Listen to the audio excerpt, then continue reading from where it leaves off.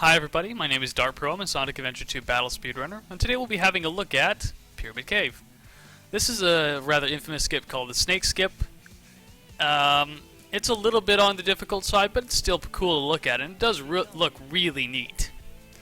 So you can see we are at this checkpoint of Pyramid Cave, right before this section where we'll do a whole bunch of loop skips and continue on our merry way. And this is basically where everything starts. So you would normally be coming out of this section behind me with a fair amount of momentum because it's one of those rounded corridor sections that twists and turns. And normally you'd hit that hourglass and go through the doors, but we don't actually need to do that if we do this trick.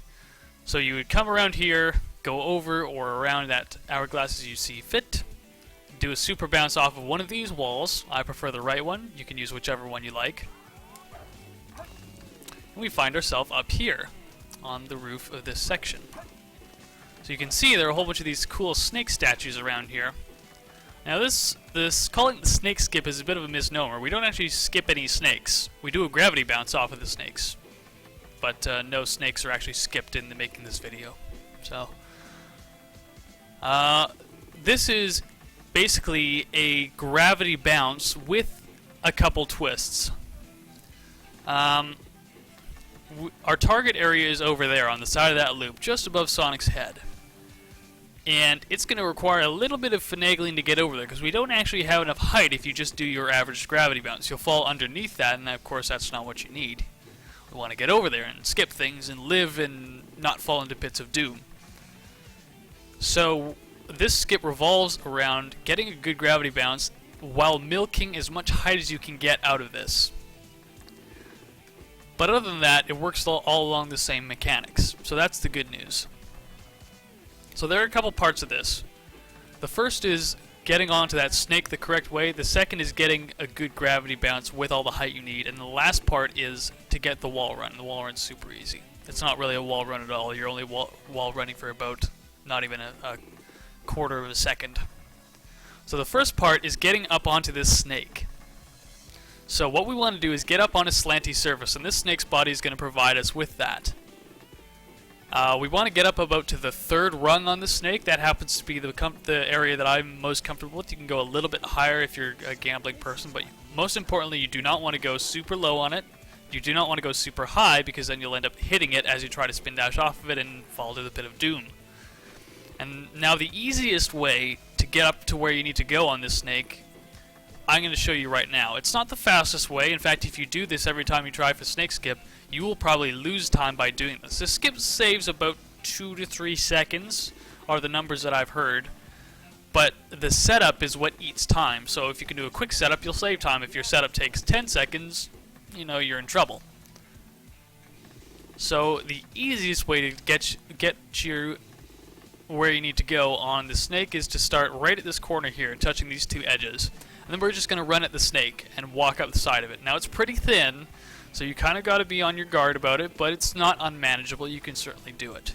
So I'm just going to run straight at the snake and hold the control stick, and that should take me where I need to go to start the spin dash. Perfect. That's exactly where I want to start from. I got all the time in the world. I'm not going to start the spin dash, but you can see how easy it is to get to that section if you just use this tiny little setup. Like I said, not fast. This is not the way you want to do it if you want to do this in a run and save time. But if you're still learning, start from this corner. It makes it so much easier. The second part is that we need to do a spin dash off of that spot that I just showed you. I'm going to tilt the camera left when I do this so that we can see the target area. And then I'm going to do a spin dash off it, mostly up with some right in it. You'll see what my control stick does when we actually get to fooling around with it, but I'll tell you in advance, it's mostly up with some right. Like I said, we want to milk height out of this and stay as close to that loop as we can while still getting all the height out of it. Now, the big trick here to getting all the height you can get out of this is that we're not going to bounce immediately after getting off the snake with the spin dash. We're going to delay the bounce for as long as possible. Now, when you spin dash off this slanty surface, gravity will stay bent for a short amount of time. The trick is knowing how long gravity will stay bent, and you can still bounce with that weird gravity before it resets and casts you into the pit of doom, which is obviously not where you want to end up. It has doom in it. Not good. Now, I can't offer you a visual or an auditory cue as to when it's going to reset on you, but the best thing I could say is that if you do this a couple times and try to get a feel for how long it is, you'll get the feel for it pretty quickly. It's not too tough to time, and it's not too touchy either. As long as you know and keep in mind, okay, I have to delay this bounce, I have to get more height out of this, you'll probably get away with it just fine. It's not like frame perfect or anything even near that. So as long as you keep in mind I need to delay this bounce, you'll be fine.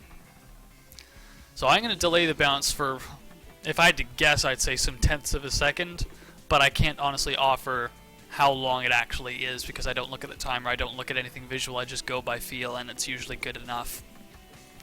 After the bounce, I'm going to do a homing attack just to, again, to get a little more height and distance out of it, and that should take me to the side of that loop. Now the third part of this is a very, very, very short wall run. When you get there, your gravity will be bent sufficiently that Sonic will start wall running on the side of the loop. At that point, all you want to do is just jump off the wall and homing attack over the fence and back onto the level, and then continue on from there like normal. Really simple. There's nothing special you have to do to get the wall run. Just keep holding control stick, and Sonic will have a grand old time on the side of that loop for a couple tenths of a second while you press the A button or whatever your jump button happens to be. Alright, let's run through that one more time really quickly. So what I'm going to do is I'm going to run up onto the snake, do a spin dash up and to the right, delay my bounce to get all the height I can out of it, do a homing attack, get on the side of that loop, jump off the side of the loop, and get back up on the level. It's pretty simple, but like I said, the trick to this is getting the fast setup. You need to set this up as quickly as you can, as consistently as you can, because that's what's going to help you save the time. The skip only saves 2 to 3 seconds on its own when it's done well. So you don't, if you waste 6 seconds or 10 seconds getting a setup, you're not going to save any time. Although you will gain swag points because this does look pretty cool if I do say so myself. So I'm going to have a quick go at this and show you guys what it looks like.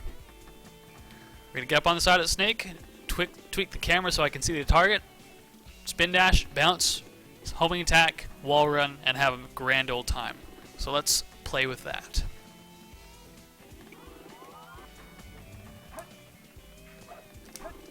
Simple. That was a pretty crappy one. I didn't get all the height I could out of it. My spin dash was too far to the right, but I still got away with it. That shows you just how much you can be off and still get away with this trick. Like I said, it's not that bad to actually get it and be able to do it. The trick is setting it up quickly enough that you save time with it. It's a fun skip. It looks pretty cool, and it does get you here with a little bit of time if you know what you're doing. It's for high-level runners, but if you're looking to get into that low 140s, high 130s bracket, or even low 130s bracket in this story mode IL, then this is probably a skip that you want to look at. Other than that, give it a shot, guys. Have some fun with it. My name is DartPro.